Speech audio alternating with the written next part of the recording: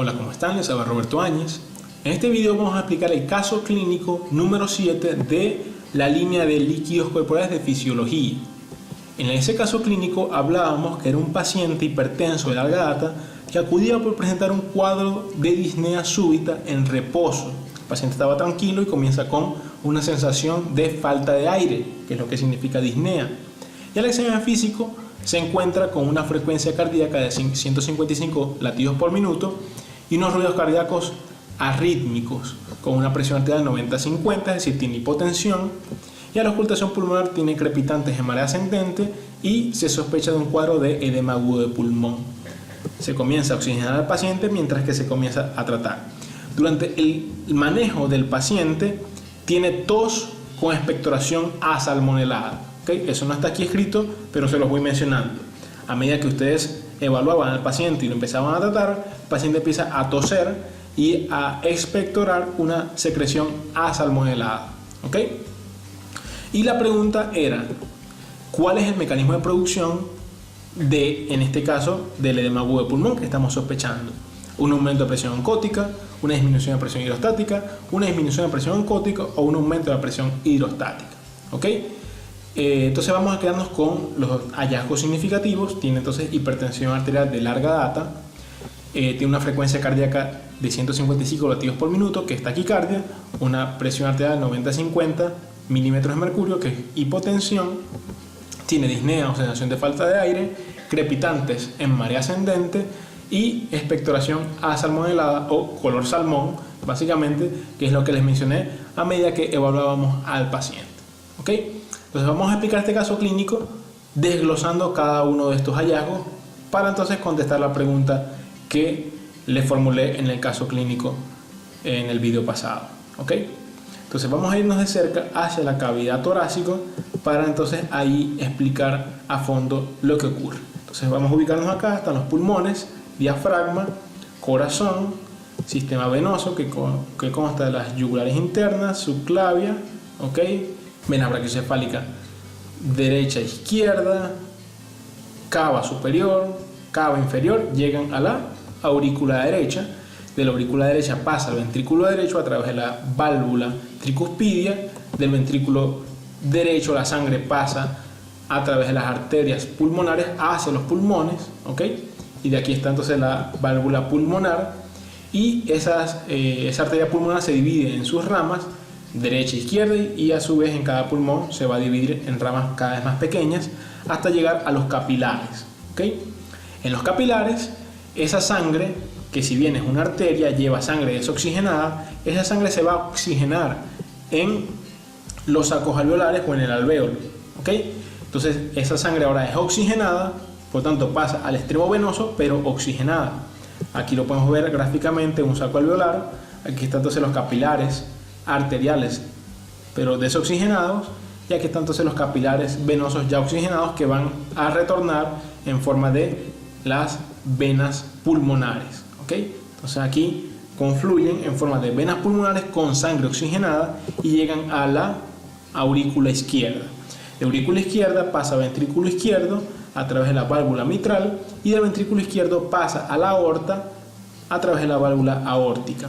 Y de la aorta entonces a sus ramas, que sería entonces el tronco brachiocefálico con la carótida común derecha, subclavia derecha, acá sería la carótida común izquierda, subclavia izquierda, callado de la aorta y etcétera, las ramas de la circulación sistémica. Bien, ahora, ¿qué tiene el paciente? Recordemos que es un paciente hipertenso, así que vamos a quedarnos con el corazón izquierdo para explicar el caso clínico. ¿Ok? Entonces este es el corazón izquierdo y aquí está entonces la relación del ventrículo izquierdo con la arteria aorta. ¿Por qué nos quedamos con la parte izquierda? Porque el paciente tiene hipertensión arterial de larga data y en la hipertensión arterial aumenta la presión sistémica y entonces la arteria aorta tiene una presión más alta de lo normal. Por lo tanto, el ventrículo izquierdo debe trabajar más o debe trabajar más fuerte para superar esta presión y bombear la sangre. ¿Ok?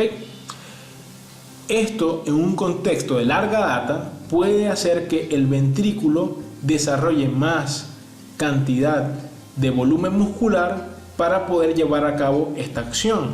Es como, por ejemplo, si le pedimos a un individuo que empuje todos los días un bloque de cemento, ¿ok?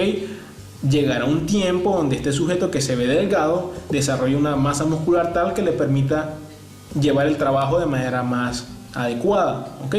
Lo mismo pasa con el corazón. Si tenemos una hipertensión arterial sistémica de larga data, la presión arterial acá es tan alta que necesita que el ventrículo izquierdo trabaje más. Entonces tenemos una sobrecarga de trabajo al ventrículo izquierdo y el ventrículo izquierdo desarrolla una hipertrofia o un crecimiento muscular que se llama entonces hipertrofia ventricular izquierda.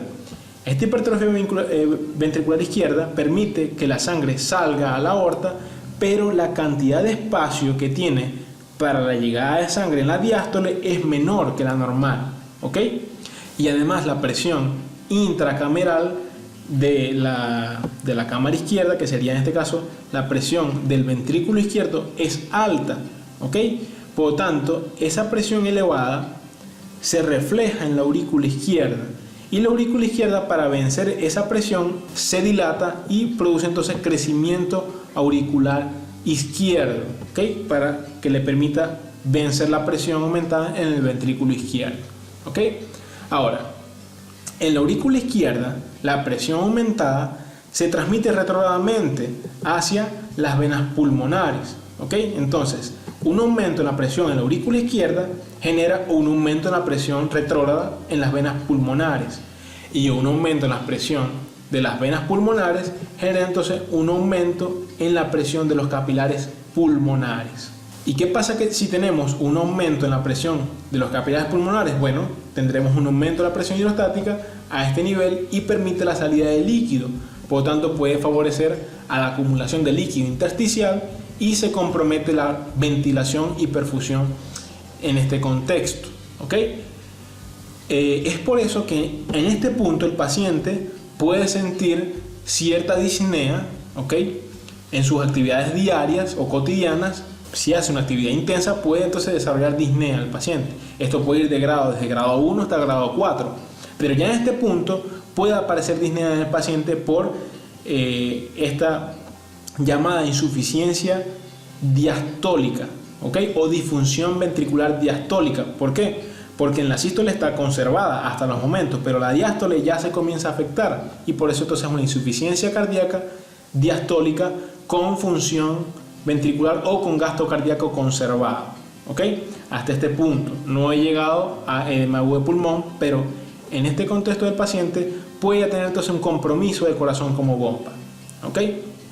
Ahora, vamos a hablar más tarde o más adelante de los capilares pulmonares. Vamos a quedarnos con el crecimiento de la aurícula izquierda. ¿Qué pasa si aumenta o se dilata la aurícula izquierda? Una dilatación de la aurícula izquierda favorece focos de despolarización auricular o focos ectópicos de despolarización de la aurícula. Normalmente la despolarización o el marcapaso del corazón está en la aurícula derecha, que es el nodo sinusal, pero con un crecimiento auricular importante, que se desarrollen despolarizaciones en la aurícula izquierda conlleva entonces a la llamada fibrilación auricular, que permite que estos focos ectópicos de despolarización pasen al ventrículo y se contraigan entonces los ventrículos independiente al nodo sinusal, ¿ok? Entonces esa es la arritmia que tiene el paciente, una fibrilación auricular, ¿ok? Ya vamos a explicar entonces. En la fibrilación auricular, la aurícula se contrae de manera desorganizada, totalmente asincrónica, y por eso digamos que ni siquiera se contrae, sino que fibrila, hace un movimiento fibrilatorio, pero no hay una contracción efectiva como tal, porque tiene múltiples cientos de focos de despolarización que pasan al ventrículo y también conlleva a que el ventrículo se contraiga, ¿ok? Cabe destacar que estos focos de despolarización que conllevan a fibrilación auricular, como la aurícula no se contrae, puede favorecer a la formación de trombos en las cámaras de la aurícula izquierda, y esos trombos pueden viajar, ¿ok? Pueden pasar al ventrículo izquierdo y viajar a sangre y formar entonces émbolos que pueden entonces producir otras enfermedades, como por ejemplo una enfermedad cerebrovascular cardioembólica. Bien, pero no es objetivo de este video. Ahora, ¿qué pasa? Supongamos que en este contexto múltiples despolarizaciones pueden pasar a los ventrículos y favorecer la contracción ventricular, y eso se siente o se capta como un latido cardíaco. ¿ok? Pero va a haber ciertas discrepancias o ciertas alteraciones a nivel de los latidos cardíacos, porque estas despolarizaciones pueden pasar a los ventrículos, pero van a pasar también de manera desorganizada, de las aurículas, en este caso aurícula izquierda, a los ventrículos de manera desorganizada, y es lo que se va a conocer como arritmia. Ese intervalo periódico sincrónico de contracción, relajación o sístole y diástole se pierde con la fibrilación auricular porque hay una arritmia, ¿ok? Entonces hay una despolarización de los ventrículos desorganizada también, ¿ok? Y eso va a conllevar a una frecuencia cardíaca variable. Si pasan múltiples despolarizaciones a los ventrículos, puede tener una frecuencia cardíaca aumentada, una taquicardia, pero si pasan pocas despolarizaciones a los ventrículos, tendrá una frecuencia cardíaca adecuada o normal, pero igual siendo arrítmica, ¿ok? No depende de la frecuencia cardíaca de la arritmia. La arritmia la va a tener porque tiene una fibrilación auricular. Ahora, ¿qué puede tener también este paciente? Puede tener un déficit de pulso, que no lo mencioné en el caso clínico, pero puede tener un déficit de pulso. ¿Qué es un déficit de pulso? Un déficit de pulso es una percepción de latidos cardíacos a nivel del pulso menor a la auscultada, ¿ok? Es decir, que yo evalúo el pulso del paciente y me da una cantidad menor a la cantidad que yo determiné de manera auscultatoriamente, ¿ok?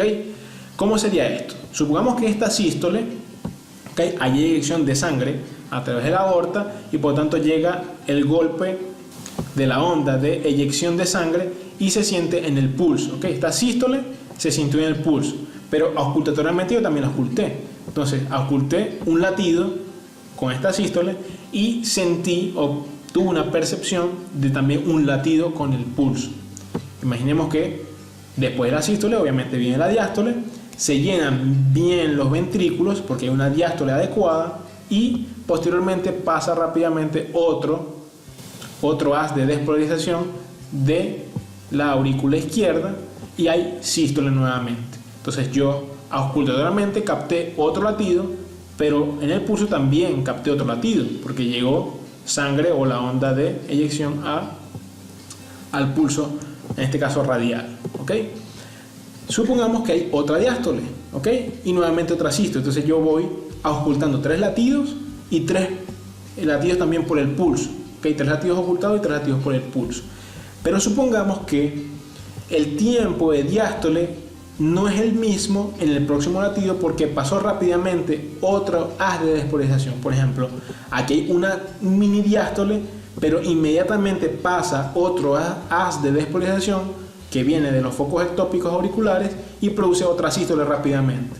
Yo puedo auscultar esto como otro latido, pero a nivel del pulso no siento nada porque la cantidad de sangre que se eyectó a través de la arteria aorta fue mínima y no se siente el pulso, no se siente la onda de pulso, ¿ok? Supongamos que viene otra diástole, esa sí la ausculto bien y la siento bien en el pulso, pero imagínense que pasa otra mini diástole o una diástole entre comillas. Entonces, ¿qué pasa? Si ese haz de despolarización que viene de la aurícula izquierda, a lo que se contrae esa sístole, se percibe auscultatoriamente otra, para el conteo van 6 auscultatorias, pero van 4 sentidas por el pulso, porque esta cantidad mínima de sangre no es capaz de lograr una onda de pulso que permite la llegada a la parte radial, como por ejemplo, o no es suficiente para vencer la presión que hay en la arteria aorta. Supongamos que venga una diástole adecuada, hay llenado ventricular, bueno, relativamente adecuado, porque recordemos que aquí está hipertrofiado el ventrículo izquierdo, pero se llena más adecuadamente y bombea sangre. Entonces hay otra sístole contada auscultatoriamente y hay otra sístole contada por pulso. En resumen, ¿qué tenemos? Que hay menos cantidad de latidos sentidos o percibidos por el pulso que lo real, que es a nivel auscultatorio. Al minuto esto puede llegar a 155 latidos por minuto, pero al minuto esto pudiera llegar a 92 latidos por minuto. Eso es lo que se llama déficit de pulso, que es una percepción menor de los latidos por minuto en el pulso comparado con los latidos a nivel auscultatorio, y eso se ve en la fibrilación auricular, ¿ok? Entonces ya estamos en el contexto de una fibrilación auricular. ¿Cuál es la importancia de esto? Que tenemos latidos que no son efectivos y por tanto la sangre no pasa adecuadamente hacia la vía sistémica, que sería entonces la arteria aorta, y por lo tanto la sangre comienza a acumularse a nivel retrógrado porque no se bombea bien. Entonces tenemos un fallo cardíaco como bomba por doble aspecto. Un aspecto, tenemos un ventrículo izquierdo hipertrofiado con una cavidad ventricular izquierda también disminuida, lo que hace una falla diastólica, y también sobreañadido con la fibrilación auricular tenemos latidos que no son efectivos, ¿ok? Entonces también tenemos un doble componente que permiten un fallo de corazón como bomba. Tenemos entonces una insuficiencia cardíaca en este contexto agudo, ¿bien? Una insuficiencia cardíaca aguda producido básicamente por la arritmia y en el contexto de una hipertrofia ventricular izquierda que tenía este paciente hipertenso de larga data, ¿ok? No se bombea bien la sangre, se empieza a acumular retrógradamente. ¿Qué es retrógradamente? La aurícula izquierda.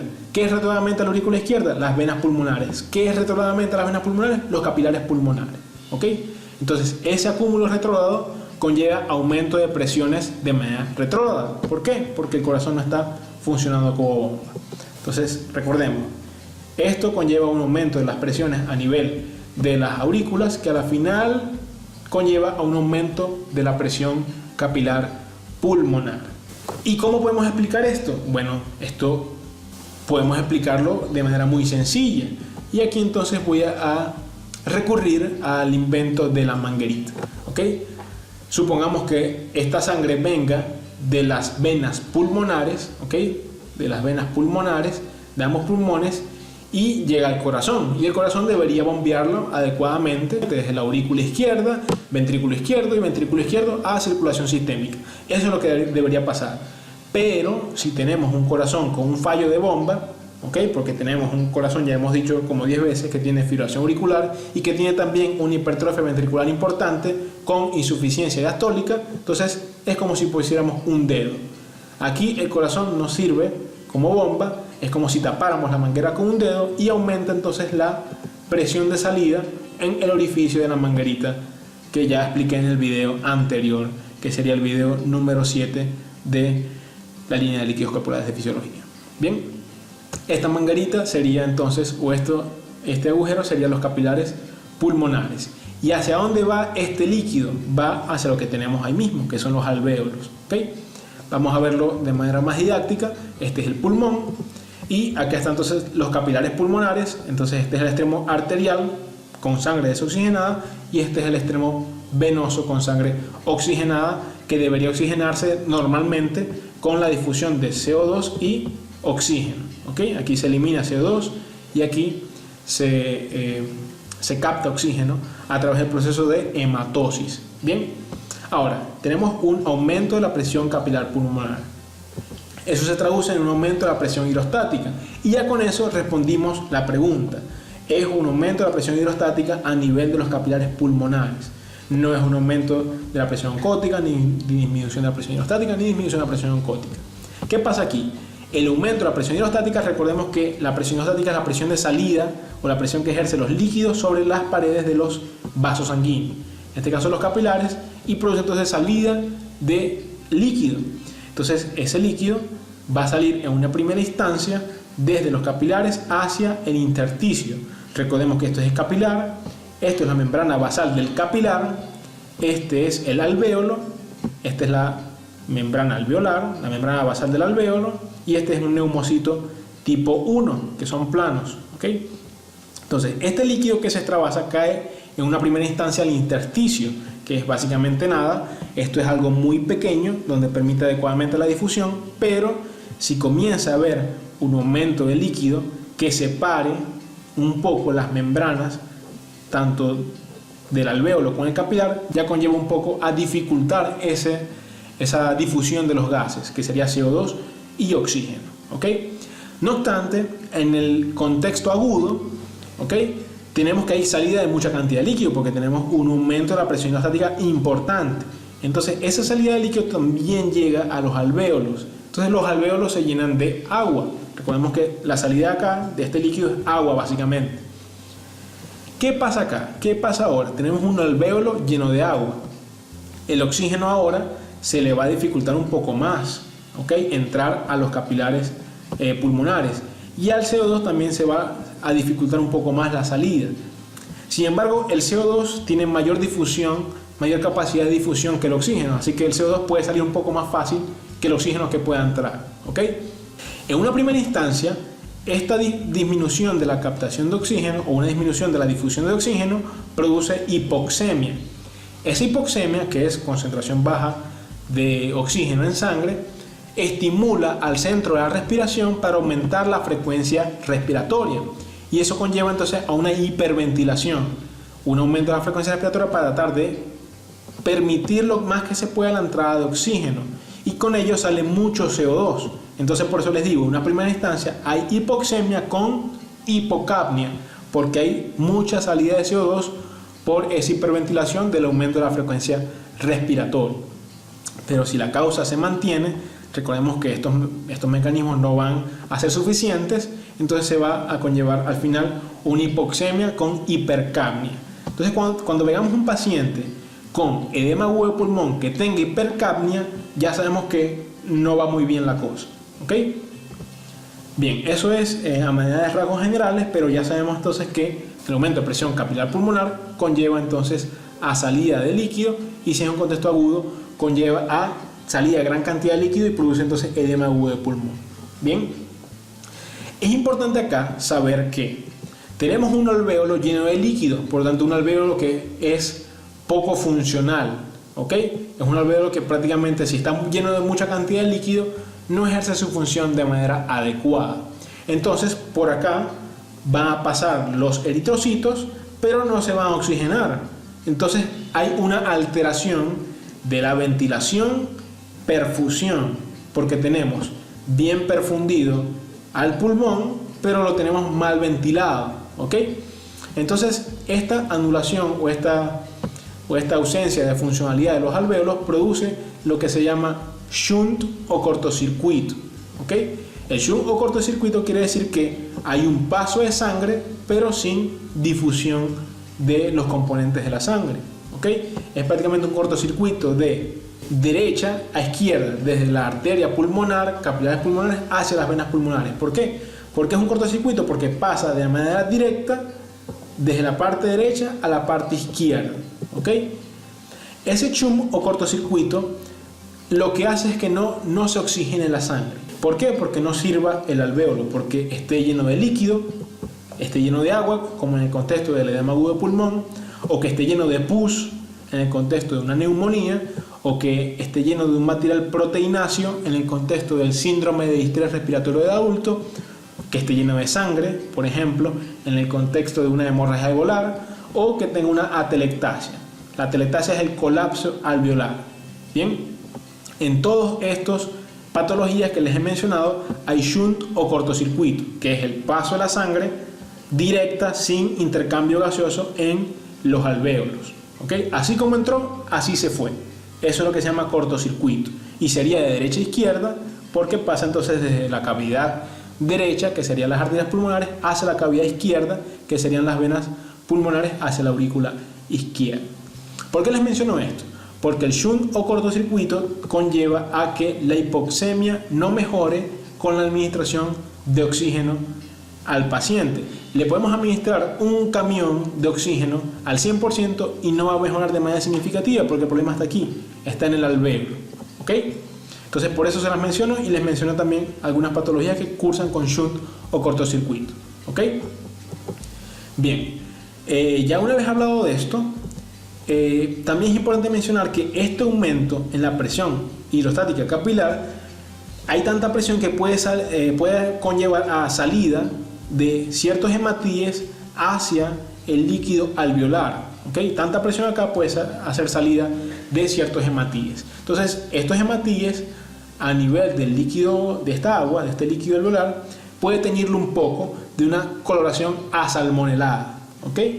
¿Le suena? Entonces, es por eso que el paciente, cuando tose, puede tener entonces una expectoración asalmonelada, por ese paso de cierta cantidad de hematíes, por el aumento de presión hidrostática capilar pulmonar, ¿ok?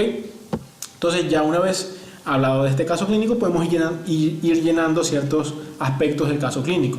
Obviamente tiene disnea, por lo que hemos hablado, tiene líquido en los pulmones que le hace entonces producir un aumento en la sensación de falta de aire, que es lo que se llama disnea.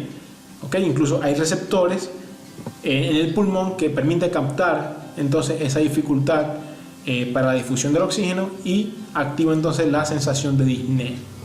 También en vista de que tiene una arritmia, tiene los ruidos cardíacos arrítmicos, tiene una fibrilación auricular con respuesta ventricular rápida porque tiene taquicardia y tiene un fallo cardíaco de bomba porque tiene hipotensión, ¿okay? Tiene una insuficiencia cardíaca aguda y ya entonces lo justificamos acá. Obviamente también tiene una hipertensión arterial de larga data porque es su antecedente que nos menciona. Pero no les he hablado nada de los crepitantes en mar ascendente. ¿Qué es eso? ¿Qué son los crepitantes en mar ascendente? Volvemos acá a la imagen inicial donde tenemos los pulmones y acá entonces tenemos un corazón con una hipertrofia ventricular izquierda, con fibrilación auricular y con fallo cardíaco de bomba, que retrógradamente aumenta las presiones y eso conlleva a salida de líquido hacia los alvéolos con edema agudo de pulmón. Entonces tenemos un paciente con edema agudo de pulmón y tiene crepitantes. ¿Qué son los crepitantes? Tenemos los alvéolos llenos de agua, ¿okay? Porque es edema agudo de pulmón. En la inspiración se ve de esta forma.